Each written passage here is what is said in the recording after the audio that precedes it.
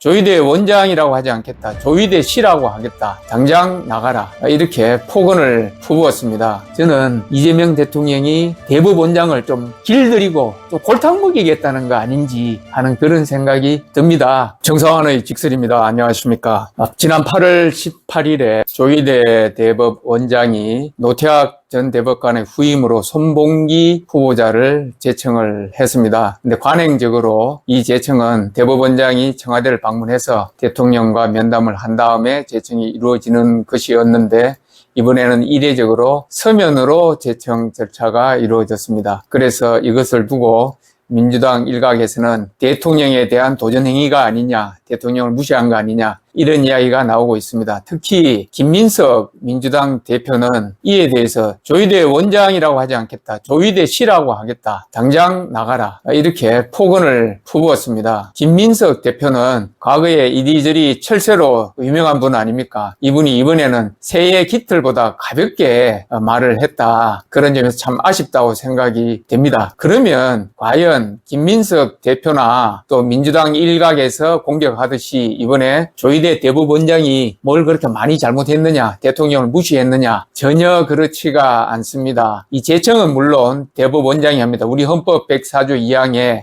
대법관은 대법원장이 제청을 하고 국회의 동의를 얻어 대통령이 임명한다. 이렇게 되어 있습니다. 제청은 대법원장의 고유 권한이지만 대법원장이 혼자서 마음대로 하는 게 아닙니다. 먼저 공석이 생기면 전국적으로 적임자에 대한 청구를 받습니다. 그리고 어느 정도 검증을 한 다음에 이 대법관 후보 추천위원회에 이걸 다 올려가지고 후보 추천위원회에서 3명 내지 1명을 대법원장에게 추천하는 그런 절차를 거칩니다. 대법관 후보 추천위원회는 10명으로 구성되는데요. 선임 대법관, 법원행정처장, 법무부 장관, 또 전국 법학교수회장 이런 분들이 많이 참여하고 또 비법률가도 3명이 참여하도록 되어 있습니다. 여기서 추천한 3명 내지 4명 중에서 대법원장이 1명을 제청하는 것입니다. 물론 그 이전에 청와대하고 조율을 거칩니다. 청와대 민정수석실의 법무비서관하고 법원행정처의 판사하고 사전 접촉을 해서 어느 정도 합의를 본 다음에 대법원장이 청와대를 방문해서 대면하고 제청을 하는 것이 그동안 관행이었습니다. 그러면 왜 이번에 조희대 대법원장이 그런 관행을 깼을까요? 그게 조희대 대법원장의 책임이겠습니까? 그렇지 않습니다. 이미 지난 1월에 노태학 대법관의 후임에 대한 후보추천위원회에서 4명을 추천을 했습니다. 그중에 손봉기 후보자도 들어가 있습니다. 그런데 알기로는 청와대에서 대법원장이 생각한 사람에 대해서 계속 거부를 했던 것 같습니다. 그러다 보니까 몇 달째 5개월 이상 후임자가 없는 상태로 공석이 진행됐던 것입니다. 그러다 보니까 이번에 조희대 대법관이 그렇다면 서면으로라도 제청을 하겠다. 사전에 청와대하고 협의 또는 통보를 하고 절차를 진행을 했던 것입니다. 그렇기 때문에 이것이 조희대 대법원장이 대통령을 무시했거나 도전하거나 공격하거나 아니면 직무를 유기했다. 이런 것하고는 전혀 상관이 없습니다. 대법원장이 제청하는 건 대법원장의 권한이기 때문에 국회에서 마음에 안 들면 부동의하면 됩니다. 그 다음에 대통령도 어떤 구실을 붙여가지고 제의를 요구한다거나 이렇게 할 수도 있겠죠.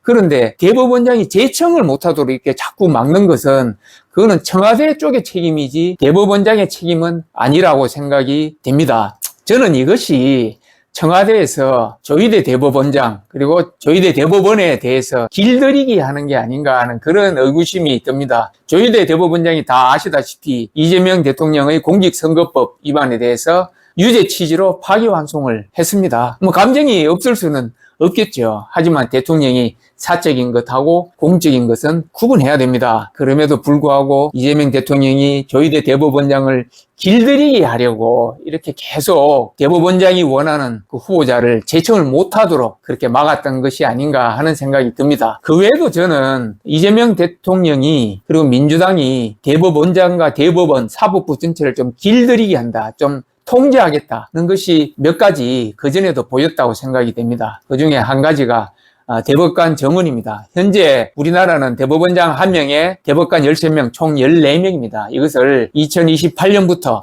순차적으로 26명까지 늘리겠다. 총 26명으로 늘리겠다 발표를 하고 또 법률이 통과됐습니다. 민주당이 내세우는 논리는 이겁니다. 아니 대법원에 사건이 많고 적체되기 때문에 대법관을 늘려가지고 국민들에게 신속하고 또 정확한 판단을 재판을 받도록 하겠다. 이게 그럴듯하지만 실상을 알고 보면 전혀 맞지 않습니다. 왜냐하면 지금 현재 재판이 지연되는 건 대법 때문이 아니라 1심에서 재판이 지연됩니다. 그런데 대법관이 12명이 늘게 되면요. 대법관 1명이 늘게 되면 1심에서 전국에서 재판 한참 열심히 해야 될 분양 판사들이 여러 명이 재판연구원으로 대법원으로 가야 됩니다. 근데 대법관이 12명이나 는다 그러면은 수십 명이 대법 부장 판사들이 대법원 재판 연구원으로 가야 됩니다. 그렇게 되면 안 그래도 지금 지연되고 있는 1심 재판이 더욱더 지연되고 또 졸속으로 진행될 우려가 있습니다. 그래서 그 때문에 대법관을 늘린다는 민주당의 주장은 전혀 맞지 않습니다.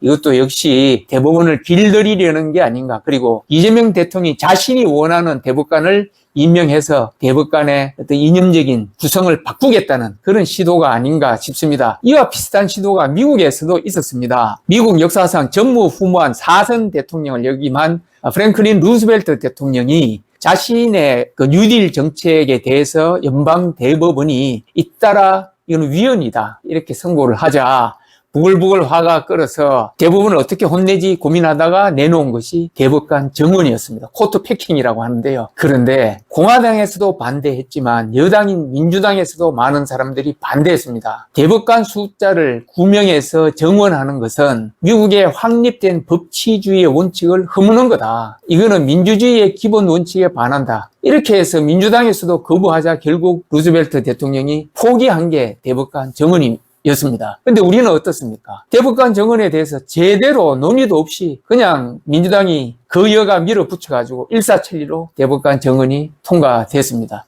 저는 이것도 대법원을 무시하고 또 사법부를 장악하자는 이재명 정부의 의도가 아니었나 생각이 되고요. 또 다음으로 저는 이재명 대통령이 대법원장과 대법원을 무시한다는 그런 느낌을 받은 적이 있습니다. 이재명 대통령이 최근에 호남에서 800조 메가 프로젝트를 발표하면서 여기에 참여하겠다는 재벌 총수를 청와대에 불러가지고 헌절하려고 했습니다. 그런데 비서관들이 말려가지고 90도로 그냥 폴더 인사하고 말았는데요.